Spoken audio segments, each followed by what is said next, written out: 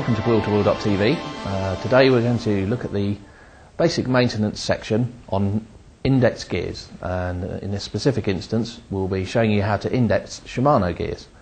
This is a Shimano Dura Ace 10-speed setup, and we're just going to show you how to adjust that from beginning to end.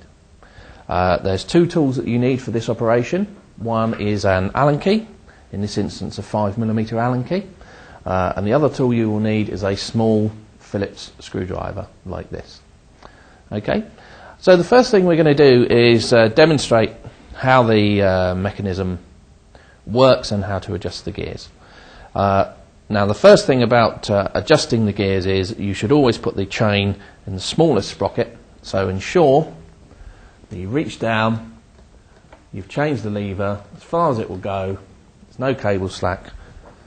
A quick turn of the pedals will ensure that you are in the top sprocket.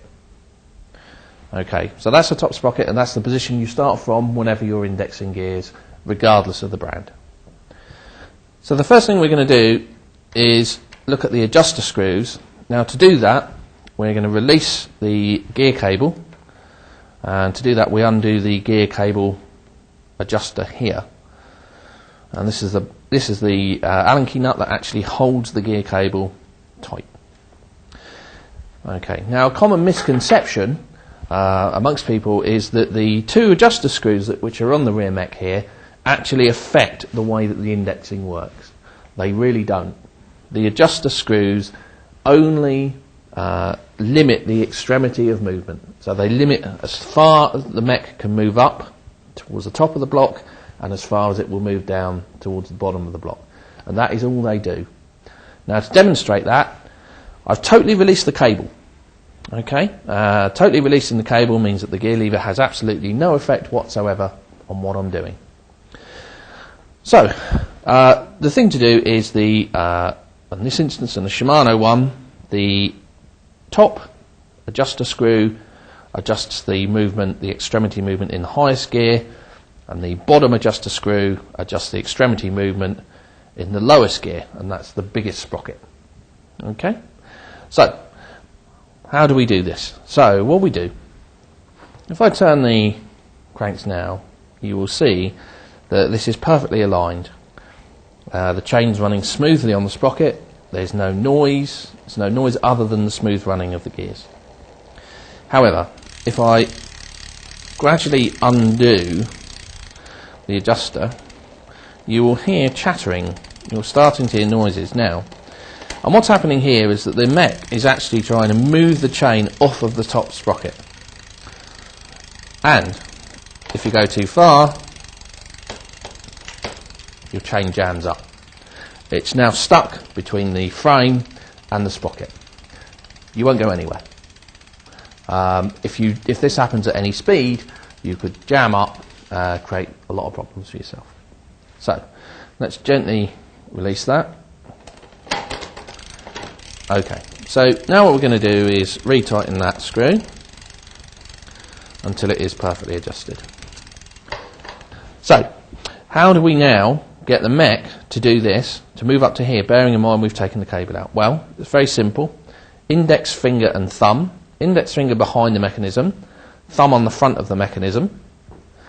Turn the pedal and gently apply pressure, and the mechanism will move up. Okay? Now you should push the mechanism as far as you can. You don't need to apply huge pressure, but you just need to push it as far as you can, because that's the furthest point that the mech will move to. And how do we know that? Because the limiter screw is the thing that is stopping it from going any further. And that is the adjuster screws.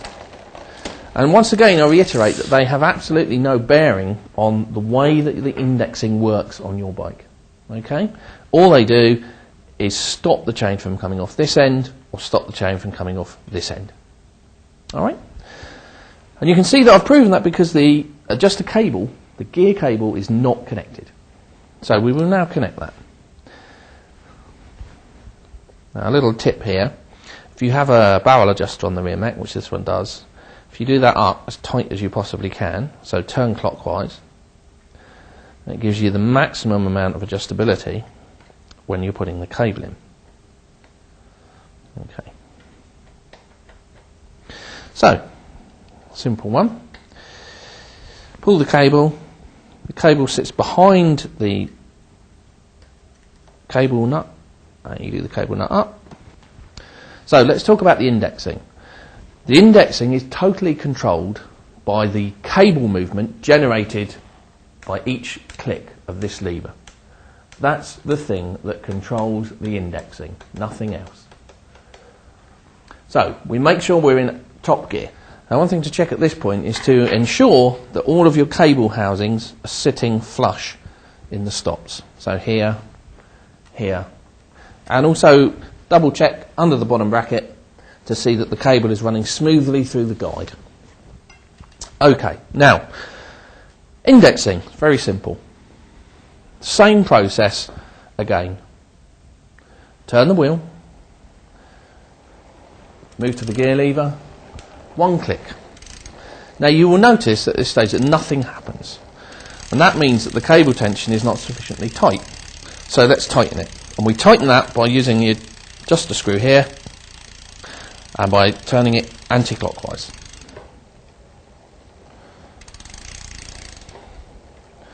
And you can hear, should be able to hear that it's attempting to change, and there it is, and it just pops up onto the next sprocket. Now, the beauty of index gears means that if that works, then the rest of the block should work. So, let's try. Next one.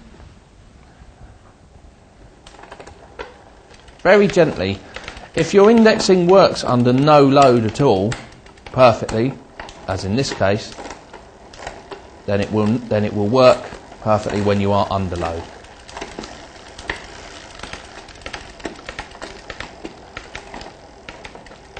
And that's it. Very simply, very easily, indexing works.